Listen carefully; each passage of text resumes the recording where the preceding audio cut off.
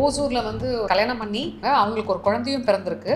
ஆனா இந்த பெண் வந்து இன்னொரு பெண்ணோட லெஸ்பியன் ரிலேஷன்ஷிப்ல இருந்திருக்கா. ஸோ இவங்க 2 பேருமே ஒரு க்ளோஸா இருக்கிற போது அந்த குழந்தை டிஸ்டர்பிங்கா இருக்குன்னு சொல்லி அந்த குழந்தைய கொலையும் பண்ணி வயசு ரெக்கார்ட் போட்டு சாகடிச்சிடு அப்படின்னா. யார் சொன்னது? சுமித்ரா சொல்லிருந்து. சுமித்ரா சொன்னாலா? என்னன்னு சொன்னா? மனுஷன் தொட்டு சொல்றேன். அப்ப வந்து நான் சாவடிச்சிட்டேன். எப்படி சாவடிச்ச? எதுவுமே பண்ண வேணா வாயமைக்க வச்சு அவ்வளவுதான். வாயமைப்பு மூச்சை பிடிச்சி சாவடிச்சிட்டேன். ஒரு பர்சன் வந்து ஒரு முறை தப்பு பண்ணாங்கன்னா அது வந்து அவங்களுக்கு கில்ட் ஃபீலை கிரியேட் பண்ணும்.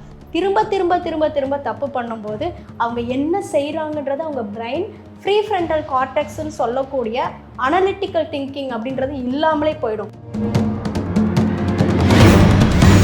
ஐசெக்சுவல் கேட்டகரியில் வர்றாங்க. ஆனால் அதுக்கு காரணம் என்னென்னா, என்னுடைய உடல் அங்க அடையாளங்களை அது இன்னொரு பர்சன் வர்ணிக்கிறாங்க அப்படின்னு சொன்னால் இவங்களை விட அவங்க கம்ஃபர்டபுளாக ஃபீல் பண்ணுறாங்கன்னா அந்த பர்சன் ஓகேன்னு அவங்க செலக்ட் பண்ணி போகிறாங்க.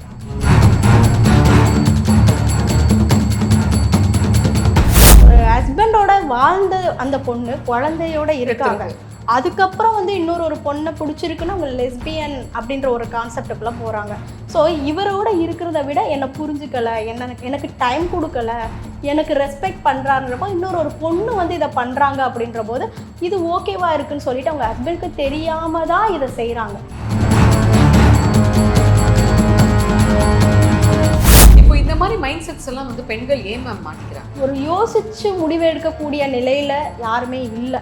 இன்னைக்கு என்ன ரிசல்ட்டு, நாளைக்கு என்ன எனக்கு அவுட்கம் வரப்போகுது, அந்த கான்செப்டில் தான் எல்லாருமே போகிறாங்க. லெஸ்பியன், ஹோமோசெக்சுவல் இது வந்து. ஆனால் இதை ஓப்பனாக சொன்னால் நேச்சுரலான செக்ஸுவல்ன்றது ரொம்ப நல்ல விஷயம். என்னவே ஒரு பர்சன் வந்து கேட்டாங்க. பட் இன்னொரு பர்சன் இதை சொல்கிறாங்க, உங்கள் பொண்ணு வந்து இந்த லெஸ்பியன் அப்படின்ற ஒரு விஷயத்தை செலக்ட் பண்ணால் நீங்கள் என்ன மேடம் பண்ணுவீங்க அப்படின்னு நான் கேட்டப்போ அதுக்கு அவங்க சொன்னது, இந்த முடிவை வந்து எடுக்கிறதுக்கு என் பொண்ணு வந்து இதுதான் எனக்கு வேணும்னு சொல்ல தயாராக இருந்தானா நான் அதை பார்த்தே சந்தோஷப்படுவேன். இப்போ சோஷியல் மீடியா இன்ஃப்ளூயன்சர்ஸ் நிறைய பேர் வராங்க. அதில் சில பேர் இந்த யூடியூபர்ஸாக இருக்கட்டும் இல்லை இன்ஃப்ளூயன்சர்ஸாக இருக்கட்டும், 2 பொண்ணுங்க போய் ஒரு வீட்டில் வாழ்கிறது, இந்த மாதிரிலாம் நிறைய பேர், நான் யாரை சொல்கிறேன்னு தெரியும், நிறைய பேர் பிளாக்ஸ் எல்லாம் எடுத்து போட்டுட்ருக்காங்க. இதெல்லாம் பார்த்து பெண்கள் வந்து இம்ப்ரெஸ் ஆகி இந்த மாதிரி கேட்டகரியில் போய் ஃபாலோ ஆகிட்டு இருக்காங்கன்னு நினைக்கிறீங்களா? இன்ஸ்டாகிராம் அண்ட் ஃபேஸ்புக்கில் இவங்க அமைதியாக இருந்தால் கூட என்னப்பா பேசலையா, சாப்பிட்டையா, ஐ லவ் யூ இந்த மாதிரி மெசேஜஸ் அனுப்பிச்சு அவங்கள பார்த்துட்டு ஐயோ என்னடா இவன் ரொம்ப நாள் அனுப்பிச்சிட்ருக்காங்க, நம்ம ஏதாவது ஒரு பதிலை போடுவோமே அப்படி கொஞ்சம் கண்டினியூ. இந்த பையனுக்கு ஆண்டியை பிடிக்குதுரா அப்படின்னு. ஆனால் இன்னைக்கு அது ஒரு ட்ரெண்ட் ஆகிடுச்சு. ஒரு தப்பாக சில விஷயங்கள் பேசியே பெரிய லெவலுக்கு வந்து பாப்புலாரிட்டியை க்ரியேட் பண்ணவங்க பிக் பாஸில் இருக்காங்கன்றப்போ இதுக்கான விஷயத்த நம்ம எப்படியெல்லாம் தேடுறதுன்ற போது அதுக்கான ஆப்பர்ச்சுனிட்டிஸும் அவங்களுக்கான சாய்ஸஸை வந்து நிறைய கொடுத்துருக்கு. அப்போ அதை சூஸ் பண்ணி தப்பான விஷயத்துக்கு ஃபாஸ்ட்டாக வந்து ரிசல்ட் எடுக்குது, பாப்புலாரிட்டியை க்ரியேட் பண்ணுது. அப்போ ஃபாஸ்ட் ரிசல்ட் இஸ் பெஸ்ட்டுன்னு நினச்சி போகிறாங்க. ஆனால் ஃபாஸ்ட் வந்து ஒஸ்ட்டுங்கில் தான் போய் நிற்கிதுல்ல. பின்னாடி அது ஒஸ்ட்டாக போய் நிற்கும், லைஃப்பை இழந்து நிற்பாங்க. பின்னாடி பார்த்தீங்கன்னா அது ஒரு லெசனை கொடுக்கும்.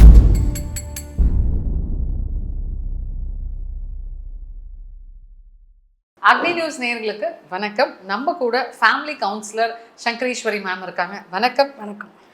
ஆக்சுவலாக 15 வயசு சின்ன பொண்ணெல்லாம் வந்து ஆளுங்க கல்யாணம் பண்ணுவாங்க. மாப்பிள்ளைக்கும் பொண்ணுக்கும் எவ்வளோ வயசு வித்தியாசம் இருக்கும் அப்படின்னு பார்த்தீங்கன்னா 10லேருந்து 20 வயசுக்குள்ளே இருக்கும். அப்புறம் அதெல்லாம் கட்டாயி ஒரு 2 வயசு வித்தியாசம் 3 வயசு வித்தியாசத்தில் கல்யாணம் பண்ணிப்பாங்க. எப்படி பழைய ஸ்டைலுக்கு எல்லாம் போயிட்டுருக்கோ இப்போ எல்லாமே பழைய ஸ்டைலுக்கு திருப்பி போக ஆரம்பிச்சிருச்சுன்னு நினைக்கிறேன். ஆனால் இதில் ஒரு சின்ன சேஞ்சு, பசங்கள்லாம் வந்து தன்னை விட 10 வயசு மூத்த பொண்ணை கல்யாணம் பண்ணிக்கிறாங்க, லவ் பண்ணுறாங்க, சைட் அடிக்கிறாங்க, அதெல்லாம் தாண்டி மூத்த பெண்களை கல்யாணம் பண்ணிக்கிறாங்க. இது ஏன்? ஈஸியாக வந்து அவங்க அண்டர்ஸ்டாண்ட் பண்ணியிருக்காங்க அப்படின்றத இவங்க நினைக்கிறாங்க. அதாவது வாய்ப்புகள் வந்து அதிகம். என்ன சொல்ல வரேன்னா, இப்போது ஆப்பர்ச்சுனிட்டிஸ் நீங்களும் நானும் பழகும்போது எனக்கான வாய்ப்புகள் அதிகமாக இருக்கும்போது இன்றைக்கி உள்ள ஃபாஸ்ட் வேர்ல்டில் நிறைய பேர் ஃபெயிலியர் ஆகிறத பார்க்குறோம். ஃபேமிலிக்குள்ளே நேற்று தான் சித்தப்பா கல்யாணம் ஆச்சு, 1 வருஷம் கூட ஆகலை, அவங்க டிவோர்ஸ் ஆகிட்டாங்க, இல்லை வேணான்னு பிரிஞ்சு இருக்காங்க. இந்த பயம் வந்து இப்போ உள்ள ரிலேஷன்ஷிப் இஷ்யூஸில் வந்து வந்துகிட்டே இருக்குது. அதிகமான டிவோர்ஸும் இல்லை அதிகமாக பிரிஞ்சு இருக்கிறதையும் நம்ம நிறைய பார்க்குறோம். அப்போ ஒரு நல்லா அண்டர்ஸ்டாண்ட் பண்ணுற ஒரு பர்சன், என்னை நல்லா புரிஞ்சிருக்கிற ஒரு பர்சனோட ஏஜ் என்ன பெரிய ஃபேக்டரா, வாழ்ந்துட்டு போயிடலாமே, நம்மளை புரிஞ்சிருக்காங்கல்ல அப்படின்னு இவங்க ஃபர்தராக நெக்ஸ்ட் ஸ்டெப்பை வந்து எடுக்கிறாங்க. ஓகே, இப்போ பெண்களோட மனநிலை இப்போ எப்படி இருக்கு? எதை வச்சு நீங்க மனநிலை மேரேஜ் அப்படின்ற ஒரு விஷயம் வரும்போது ஒரு பெண்களோட டிசிஷன் மேக்கிங் அந்த மைண்ட் எப்படி இருக்கு? ஆக்சுவலாக வந்து மேரேஜ் ஆகுறதுக்கு முன்னாடி நிறைய பெண்களை நம்ம பார்க்கும்போது பயத்தை தான் உருவாக்குது. லவ் மேரேஜ் அப்படின்ற போது நான் நிறைய வந்து 2 வருஷம் 3 வருஷம் இல்லை 10 வருஷம் நான் அவரை நல்லா தெரிஞ்சிருக்கேன், நான் கல்யாணம் பண்ணிக்க ரெடி அப்படின்னு சொல்லிட்டு இந்த பர்சன் மட்டும் தான் தெரிஞ்சிருப்பாங்க. அவங்க அம்மாவையோ, அதாவது யாரை கல்யாணம் பண்ணிக்க போகிறாங்களோ அவங்க அம்மாவையோ அப்பாவையோ யாரையும் இதுக்குள்ளே கொண்டு வந்திருக்க மாட்டாங்க. ஆஃப்டர் மேரேஜுக்கு அப்புறம் இவங்க எல்லாரும் வந்து உள்ளே வரும்போது எனக்கான டைம் இவர் கொடுக்கறதில்ல, எனக்கு மட்டும்தான் ஃபஸ்ட்டு வேல்யூ பண்ணார், என்னை மட்டும்தான் ஃபஸ்ட்டு ப்ரையாரிட்டியில் வச்சுருந்தாரு. இப்போ நான் சொல்கிறத கேட்குறத விட்டுட்டு அம்மா சொல்கிறத கேட்குறாங்க, அப்பா சொல்கிறத கேட்குறாங்க, சிஸ்டர்ஸ்க்கு வந்து அலோவ் பண்ணுறாங்க. சிஸ்டரோடைய பொண்ணு அவங்களுக்கு உனக்கு என்ன பிரச்சனை, நீ மாமான்றதுனால அப்போ நானா அவங்களா, இந்த மாதிரி ஃபேமிலிக்குள்ளே கிளாஸஸ் நிறைய க்ரியேட் ஆகுது. ஸோ இது வந்து நீடிச்சுட்டே தான் போயிட்டுருக்கு ஆக்சுவலாக. ரெண்டாவது நீங்கள் சொல்கிற மாதிரி ஒரு பர்சன் இன்னொரு பர்சனை செலக்ட் பண்ணும்போது அவங்க ஃபேமிலியோட இவங்க வந்து போகிற போது வெல்கமிங் எல்லாமே நல்லா தான் இருக்கும். இவங்களாம் லவ் பண்ணுறாங்க ஓகே, ஆனால் ஃபஸ்ட்டு வெல்கமிங் பண்ணும்போது ரொம்ப அழகாக ஸ்மூத்தாக கொண்டு போயிட்டு அதுக்கப்புறம் வந்து மருமகள் ஆனதுக்கப்புறம் இவங்க வந்து தேவையில்லாத பிரச்சனை ஏன் அது இது இதுன்னு ஒவ்வொருவராக பார்த்து குறைகளை கண்டுபிடிக்கும் போது இந்த பொண்ணுங்க ரொம்ப பயத்தை க்ரியேட் பண்ணுது. இன்றைக்கி ஒரு கல்யாணம் அப்படின்னா நிறைய யோசிக்கிறாங்க, பயம் கொஞ்சம் அதிகமாகவே இருக்குது. ஆக்சுவலாக பெண்கள் வந்து தன்னை விட ஒரு 10-12 வயசு சின்ன பையனுங்களை கல்யாணம் பண்ணிக்கிறாங்க. உதாரணத்துக்கு சொல்லணும்னா நடிகை பிரியங்கா சோப்ரா. ஸோ இவங்க வந்து ஒரு ட்ரெண்ட் செட்டர் அப்படின்னே சொல்லலாம். இவங்க பண்ணதுக்கப்புறம் நிறைய பேர் அதை பார்த்து விமர்சனம் பண்ணது இல்லாமல் அந்த மாதிரியே கல்யாணம் பண்ணிக்க ஆரம்பிச்சிட்டாங்க. ஸோ தன்னை விட ஒரு 10 வயசு 15 வயசு சின்ன பையனுங்களை வந்து கல்யாணம் பண்ணிக்கிறாங்களே, அப்போ அவங்களோட மைண்ட் செட் எப்படி இருக்குது பெண்களுக்கு? இவங்களுக்கு வந்து ஒரு யங்காக ஃபீல் ஆகும். நீங்கள் பார்த்தீங்கன்னா ஒரு ஏஜ் வந்து 10 இயர்ஸ் ரொம்ப அதிகமாக இருக்கக்கூடிய ஒரு ஆணை கல்யாணம் பண்ணிக்கும் போது இந்த பொண்ணு ரொம்ப சின்ன பொண்ணாக தெரியும். பெண்களை பொறுத்தளவுக்கு அவ்வளோ சீக்கிரம் வந்து வயது வந்து ஆகாது இல்லையா? அப்போது அந்த வயது தோற்றத்தை வந்து வெளியில் வயது ஆனாலும் தோற்றம் வெளியில் தெரியாது. அப்போ இந்த பர்சன் வந்து ரொம்ப நீங்கள் சொல்கிற மாதிரி 4 இயர்ஸ் ஆர் 5 இயர்ஸ் சின்ன பையனா 10 இயர்ஸ் கூட சின்ன பையனா இருந்தா இவங்க மேட்ச் பண்ணிக்கிறாங்க. மேட்ச் பண்ணிக்க முடியுது, அவங்க தோற்றத்தினால மேட்ச் பண்ணிக்க முடியுது. சோ இது வந்து வெளியில பார்க்கும்போது பேர் 2 பேரும் கரெக்டா இருக்கு, மேட்சா இருக்காங்க அப்படின்றது நீங்க பார்க்கும்போது இது பண்றதுனால இது பெரிய டிஃபரன்ஸ் வெளியில கிரியேட் ஆகாது. அதிகமான ஏஜ் இருந்தா கூட மேட்ச் பண்ணிக்கிறாங்க. இதே இது வந்து ஆண்களுக்கு ஒரு 10 வயசு கூட இருந்து பெண்களுக்கு கம்மியா இருந்தா இந்த பொண்ணு ரொம்ப இளமையா சின்ன பொண்ணா தெரியும். ஜென்ஸ் வந்து பார்த்தீங்கன்னா 10 வயசு கம்மியாக இருக்கும்போது இவங்களுக்கு 10 வயசு கூட இருந்தால் மேட்ச் பண்ணிக்க முடியுது. தோற்றத்தில் பையனுங்கள்லாம் வந்து தன்னை விட மூத்த பொண்ணை லைக் பண்ணால் வந்து ஆண்டி வெறியர்கள் அப்படின்னு சொல்லி எல்லாம் வெறுப்பேற்றுவாங்க. இந்த பையனுக்கு ஆண்டியை பிடிக்குதுரா அப்படின்னு. ஆனால் இன்னைக்கு அது ஒரு ட்ரெண்ட் ஆகிடுச்சு. தன்னை விட வந்து ஒரு 10 வயசு மூத்த பொண்ணை கல்யாணம் பண்ணிக்கிறது ஒரு பையனும் விரும்புகிறான், தன்னை விட 10 வயசு சின்ன பையனாக இருக்கக்கூடிய ஒரு பையனை கல்யாணம் பண்ணிக்கிறதுக்கு இந்த பெண்ணும் விரும்புகிறான். எதனால இப்போ பொண்ணுங்களுக்கு வந்து ஒரு சின்ன பையனை கல்யாணம் பண்ணிக்கிட்டா நல்ல அண்டர்ஸ்டாண்டிங் இருக்கும், ஒரு நல்ல பாண்டிங் இருக்கும்ன்றதுனால அவங்க மைண்ட் செட் அப்படி போதா? இப்போ உள்ள காலகட்டத்தில் ஒரு பர்சனை வந்து பொறுமையாக இருந்து தேடி போய் என்னுடைய பேர் இவங்கன்னு பொறுமையான ஒரு இது இல்லை. என்னன்னு கேட்டிங்கன்னா லவ் அப்படின்ற ஒரு விஷயம் அண்டு வீட்டில் இருக்கிற பர்சன் அரேஞ்ச் மேரேஜ் பண்ண வேண்டாம் அப்படின்றத இவங்களே ஃபஸ்ட்டு தேர்ந்தெடுத்துக்கிறாங்க. ஸோ இதுக்கு வந்து பீப்புள், அதாவது பேரண்ட்ஸுக்கு வந்து டைம் கொடுக்கறது கிடையாது. நானே என் வாழ்க்கையை பார்த்துக்கிறேன் அப்படின்றப்போ இன்றைக்கி வந்து எல்லாமே ஒர்க் ப்ரெஷர் அண்ட் குளோபலி எல்லாமே ப்ரெஷர் தான். காலையில் எந்திரிக்கிறதுலேருந்து நைட்டு தூங்குற வரைக்கும் ப்ரெஷர் ரொம்ப அவசரமான காலத்தில் எல்லாருமே ஓடிக்கிட்டு இருக்கோம். அப்போது இன்றைக்கி வந்து ஒரு பர்சன் என் பக்கத்தில் இருக்கார், அவங்களுக்கு ஏஜ் இருந்தா என்ன, ஏஜ் இல்லை என்ன புரிஞ்சுக்கிட்டாங்க, என்ன லவ் பண்ணுறாங்க, ஓகே உடனே சம்மதம் சொல்லிடலான்னு சொல்லிட்டு இதே ஒரு 4 வருஷம் 5 வருஷம் ரிலேஷன்ஷிப் போனதுக்கப்புறம் கூட சம்மதம் சொல்கிறவங்க இருக்காங்க. இன்னொரு பர்சனை தேடி போக வேணாம், இவங்க கிட்டேருந்து எனக்கு எல்லாமே கிடைக்குதுன்ற போது அவங்க சம்மதம் சொல்லிடுறது. இன்னொரு பக்கம் பார்த்தீங்கன்னா பெண்கள் வந்து வேற மாதிரி இருக்காங்க, புரிஞ்சுக்கிறதே ரொம்ப கஷ்டமாக இருக்குது. இப்போ ஓசூரில் வந்து ஒரு ரீசெண்டாக பார்த்தீங்கன்னா வந்து கல்யாணம் பண்ணி அந்த பெண்மணி இருந்திருக்காங்க, அவங்களுக்கு ஒரு குழந்தையும் பிறந்திருக்கு.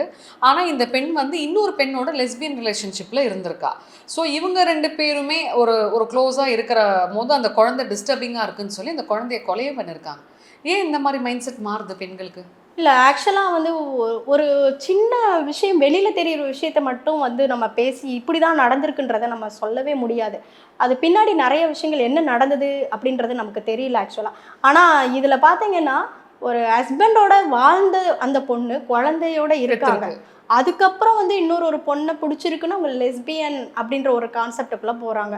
ஸோ இவரோட இருக்கிறத விட என்னை புரிஞ்சுக்கலை, எனக்கு டைம் கொடுக்கல, எனக்கு ரெஸ்பெக்ட் பண்ணுறான்றப்போ ஒரு பொண்ணு வந்து இதை பண்ணுறாங்க அப்படின்ற போது இது ஓகேவா இருக்குன்னு சொல்லிட்டு அவங்க ஹஸ்பண்டுக்கு தெரியாமல் தான் இதை செய்கிறாங்க. அப்போது அவங்களுக்கும் நிறைய குற்ற உணர்வுகள் இருக்கும். ஒரு பர்சன் வந்து ஒரு முறை தப்பு பண்ணாங்கன்னா அது வந்து அவங்களுக்கு கில்ட் ஃபீலை க்ரியேட் பண்ணும். திரும்ப திரும்ப திரும்ப திரும்ப தப்பு பண்ணும்போது அவங்க என்ன செய்கிறாங்கன்றது அவங்க பிரெயின் ஃப்ரீ ஃப்ரண்டல் கார்டெக்ஸ்ன்னு சொல்லக்கூடிய அனலிட்டிக்கல் திங்கிங் அப்படின்றது இல்லாமலே போயிடும். இதில் வந்து என்னென்னா இம்பல்சிவ் ப்ளஷர் அப்படின்னு நாங்கள் சொல்லுவோம். அந்த ப்ளஷரை கொடுக்கறதுக்காக தான் என்ன பண்ணுன்றத அவசரமாக செஞ்சுட்டு அப்புறமே உட்காந்து யோசித்து அழுகிற பெண்கள் தான் இன்றைக்கி அதிகமாக இருக்காங்க. ஆண்களும் தான் இந்த மாதிரி ஒரு லிம்பிக் சிஸ்டமுடைய இம்பல்சிவ் ப்ளஷருக்குள்ளே போயிடுவாங்க. மேம் இப்போது ஒரு ஆண் வந்து ஒரு ஆண்கிட்டையும் போகிறான், ஒரு பெண்கிட்டையும் போகிறான்னா அவனை நம்ம பைசெக்சுவல் அப்படின்னு சொல்லுவோம். அதே மாதிரி ஒரு பெண் ஆண்கிட்டையும் போக முடியுது, பெண்கிட்டையும் போக முடியுதுன்னா அவங்களும் அந்த பைசெக்சுவல் கேட்டகரியில் வராங்களா? பைசெக்சுவல் கேட்டகரியில் வராங்க. ஆனால் அதுக்கு காரணம் என்னென்னா, என்னுடைய உடல் அங்க அடையாளங்களை ஒருத்தர் வந்து குறை சொல்லிடக்கூடாது. அது இன்னொரு பர்சன் வர்ணிக்கிறாங்க அப்படின்னு சொன்னால் இவங்களை விட அவங்க கம்ஃபர்டபுளாக ஃபீல் பண்ணுறாங்கன்னா அந்த பர்சன் ஓகேன்னு அவங்க செலக்ட் பண்ணி போகிறாங்க. ஸோ இதுதான் வந்து இதனுடைய உள்ள டெப்த்தாக பார்க்க வேண்டியது. இவர் எதுவும் என்ன குறையாக கண்டுபிடிக்கிறாரா, குறை சொல்கிறாரா, இல்லை என்னோட லவ்வபுளாக இருக்கிறாரா, இது மாதிரி நிறைய நம்பர் 2, 3, 4, 5ன்னு நிறைய ரீசன்ஸ் எடுக்கிறாங்க. இப்போ இந்த மாதிரி மைண்ட் செட்ஸ் எல்லாம் வந்து பெண்கள் ஏன் மேம் மாட்டிக்கிறாங்க? நியாயமாக சொல்ல போனால் நான் சொன்ன மாதிரி ஒரு யோசித்து முடிவெடுக்கக்கூடிய நிலையில் யாருமே இல்லை. இன்னைக்கு என்ன ரிசல்ட்டு, நாளைக்கு என்ன எனக்கு அவுட்கம் வரப்போகுது, அந்த கான்செப்டில் தான் எல்லாருமே போகிறாங்க. அந்த காலத்தில் சொல்லுவாங்க, எந்த தப்பு நடந்தாலும் பொறுமையாக இரு, சரியாக போயிடும். அந்த பொறுமை அப்படின்றது இப்போ இல்லை. அதை பொறுமையாக இருன்னு சொல்கிறதுக்கும் நம்ம வீட்டில் இருக்கிறவங்களும் சொன்னாலும் சில பேர் கேட்குறது இல்லை. இன்னும் சில பேர் நான் உன்னை நல்லா படிக்க வச்சுட்டேன், நீ எதுக்கு பொறுத்து போகிற போ அப்படின்றத அதை வந்து அவாய்ட் பண்ண சொல்லிடுறாங்க. நீ வந்து எனக்கு அடிமையாக இருக்கணும், நான் வந்து உனக்கு அடிமையாக இருக்கணும். ஸோ ஒருத்தருடைய டாமினேஷன் அதிகமாக போச்சு. டாமினேட் பண்ணக்கூடிய ஒரு பர்சன் இருக்கிறாங்க அப்படின்னா ஈகோ 2 பேருக்குமே கிளாஸஸ் இருக்கும். அந்த கிளாஸஸ் தான் இவ்வளோ பிரச்சனைக்கும் காரணமாக இருக்குது. இது வந்து நெறிமுறையை கடந்து ஒரு ரிலேஷன்ஷிப்பில் கொண்டு போயிடுது. சொல்ல மாதிரி லெஸ்பியன், ஹோமோசெக்சுவல் இது வந்து. ஆனால் இதை ஓப்பனாக சொன்னால் நேச்சுரலான செக்ஸுவல்ன்றது ரொம்ப நல்ல விஷயம். என்னவே ஒரு பர்சன் வந்து கேட்டாங்க, லெஸ்பியன் அப்படின்றது சட்டப்படி நியாயமான ஒன்று, அதை வந்து நீங்கள் எதுவும் குறையாக சொல்லக்கூடாது மேடம்னு என்னை ரொம்ப ரொம்ப வந்து அவங்களுக்கு அது நியாயம். அதை வந்து நம்ம குறை சொல்கிறதுன்றது நம்ம நோக்கம் கிடையாது. அது அவங்களுடைய சுதந்திரம், அவங்களுக்கு வேணுன்றதை அவங்க செலக்ட் பண்ணி போகிறாங்க. பட் இன்னொரு பர்சன் இதை சொல்கிறாங்க, உங்கள் பொண்ணு வந்து இந்த லெஸ்பியன் அப்படின்ற ஒரு விஷயத்த செலக்ட் பண்ணால் நீங்கள் என்ன மேடம் பண்ணுவீங்க அப்படின்னு நான் கேட்டப்போ அதுக்கு அவங்க சொன்னது, இந்த முடிவை வந்து எடுக்கிறதுக்கு என் பொண்ணு வந்து இதுதான் எனக்கு வேணும்னு சொல்ல தயாராக இருந்தானா நான் அதை பார்த்தே சந்தோஷப்படுவேன், ஏன்னா அதை கரெக்டாக எடுக்கிறா அப்படின்றத. இன்னைக்கு பார்த்தீங்கன்னா வேர்ல்டு வந்து எல்லாத்தையுமே அக்செப்ட் பண்ணுறது கரெக்டுன்னு தான் சொல்லுது. லாவும் இருக்குது. சில கண்ட்ரிஸ் அதை ஒத்துக்குது, சில கண்ட்ரிஸ் ஒத்துக்கலை. இதை புதுசாக நம்ம இந்தியாவுக்குள்ளே வரும்போது அவங்க அம்மா அப்பா இதை வந்து ஏற்றுக்கிறது, அழுகுறாங்க, கஷ்டப்படுறாங்க. நீங்கள் சொன்னீங்கல்ல ஃபஸ்ட் டைம் பண்ணும்போது தான் ஒரு கில்ட் ஃபீல் இருக்கும், அப்புறம் பழகிடுச்சுன்னா அவங்க வந்து அதை வந்து ஒரு எங்கேயுமே ஒரு குற்ற உணர்வாக ஃபீல் பண்ண மாட்டாங்க. ஆனால் என்னை பொறுத்த வரைக்கும் இப்போ இந்த பெண் வந்து பார்த்திங்கன்னா ஓசூரில் வந்து கொலை பண்ணியிருக்கு. இது வந்து ஒரு ஃப்ராக்ஷன் ஆஃப் செகண்டில் எடுக்கக்கூடிய ஒரு முடிவாக எடுத்துருக்கலாம். கண்டிப்பாக கொலை பண்ணால் ஜெயிலுக்கு போவோம்னு தெரியும். எதனால் அப்போ தெரிஞ்சு ஒரு சந்தோஷத்துக்காக தான் கணவனை தாண்டி இன்னொரு பெண்ணுக்கிட்ட போகிறாங்க இவங்க. அப்படி இருக்கும் போது கொலை பண்ணா ஜெயிலுன்றது அவங்களுக்கு அது மைண்டில் தோணாதா? அந்த நேரத்தில் தோணாதுங்க.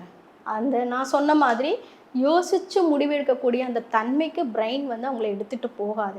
இம்பல்சிவாக உங்களுக்கு என்ன ப்ளஷர் க்ரியேட் பண்ண சொல்லுதோ அதை அவங்க முடிச்சிட்டதுக்கப்புறம் தான் செஞ்ச செயலுக்கு உட்காந்து அழுவாங்க, வருத்தப்படுவாங்க, ஏண்டா இதை செஞ்சிட்டோம் அப்படின்னு சொல்லி நினைப்பாங்க. இமீடியட் ப்ராசஸ் அங்கே நடந்திருக்குன்னா இதுதான் நடந்திருக்கணும். பட் பிளான் பண்ணி செய்கிறவங்கன்றது வேற கேட்டகரி ஆக்சுவலாக. இப்போது இந்த மாதிரி தவறுகள் வந்து நடந்துக்கிட்டே இருக்குது. இது ஏன் எதுக்குன்னு நம்ம யோசிக்கிறப்போ நிறைய விஷயங்கள் நம்ம கண் முன்னாடி வருது அப்படின்னே சொல்லலாம். இதில் வந்து எனக்கு ஒரு கேள்வி என்ன அப்படின்னு பார்த்தீங்கன்னா, இப்போ சோஷியல் மீடியா இன்ஃப்ளூயன்சர்ஸ் நிறைய பேர் வராங்க.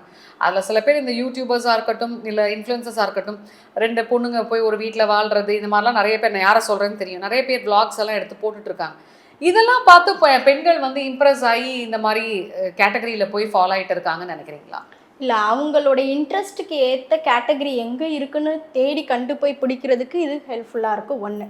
செகண்ட் வந்து இன்ஸ்டாகிராம் அண்ட் ஃபேஸ்புக்கில் இவங்க அமைதியாக இருந்தால் கூட, என்னப்பா பேசலையா, சாப்பிட்டையா, ஐ லவ் யூ, இந்த மாதிரி மெசேஜஸ் அனுப்பிச்சு அவங்கள பார்த்துட்டு, ஐயோ என்னடா இவன் ரொம்ப நாள் அனுப்பிச்சிட்ருக்காங்க, நம்ம ஏதாவது ஒரு பதிலை போடுவோமேன்னு அப்படி கொஞ்சம் கண்டினியூ ஆகிறது. இன்னொன்று, இன்ஸ்டாகிராம் ஃபேஸ்புக்கில் நம்ம எப்படி வந்து ட்ரெண்ட் ஆகிறது. நீங்கள் லாஸ்ட் டைம் கூட கேட்டீங்க இல்லையா, ஒரு தப்பாக சில விஷயங்கள் பேசியே பெரிய லெவலுக்கு வந்து பாப்புலாரிட்டியை க்ரியேட் பண்ணவங்க பிக் பாஸில் இருக்காங்கன்றப்போ, இதுக்கான விஷயத்த நம்ம எப்படியெல்லாம் தேடுறதுன்ற போது அதுக்கான ஆப்பர்ச்சுனிட்டிஸும் அவங்களுக்கான சாய்ஸஸை வந்து நிறைய கொடுத்துருக்கு. அப்போ அதை சூஸ் பண்ணி தப்பான விஷயத்துக்கு ஃபாஸ்ட்டாக வந்து ரிசல்ட் எடுக்குது, பாப்புலாரிட்டியை க்ரியேட் பண்ணுது. அப்போ ஃபாஸ்ட் ரிசல்ட் இஸ் பெஸ்ட்டுன்னு நினச்சி போகிறாங்க. ஆனால் ஃபாஸ்ட் வந்து ஒஸ்ட்டுன்னு தான் போய் நிற்கிதுல்ல, பின்னாடி அது ஒஸ்ட்டாக போய் நிற்கும், லைஃப்பை இழந்து நிற்பாங்க. பின்னாடி பார்த்தீங்கன்னா அது ஒரு லெசனை கொடுக்கும். ஒரு ஃபேமிலி கவுன்சிலராக எவ்வளோ இது மாதிரி பார்த்துருப்பீங்க. ஸோ இப்போ இருக்க காலகட்டத்தில் இந்த மாதிரி விஷயங்கள் வந்து பூம் ஆகிட்டே இருக்குது. கொலை பண்ணுறது, இந்த பிரியாணி லேடி ஒருத்தவங்க கொலை பண்ணாங்க, அந்த மாதிரி நிறைய விஷயங்கள் இப்போ போயிட்டே இருக்கு இல்லையா?